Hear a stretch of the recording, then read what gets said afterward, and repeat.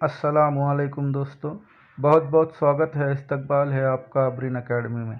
आज हम bridge course का 9वीं जमात का डे 5 का निसाब पढ़ने वाले हैं। तो आइए दोस्तों शुरू करते हैं। सबसे पहले जानते हैं मुतवाज़ी ख़त किसे किसे कहते हैं। एक ही मस्तवी में वाक़े दो ख़त और एक दूसरे को कता न करने वाले ख़त को मुतवाज़ी ख़त कहते हैं।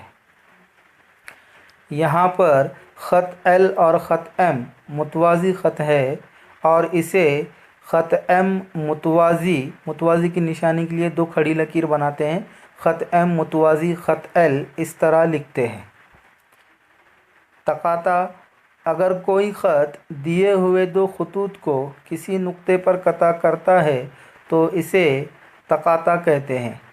अब यहाँ पर शक्ल में ख़त एल जो है वो ख़त एम और ख़त एन को नुक्ता ए और नुक्ता बी पर कता करता है, इसलिए ख़त एल ख़त एम और ख़त एन का तकाता कहलाएगा। आज के वीडियो में बस इतना ही दोस्तों।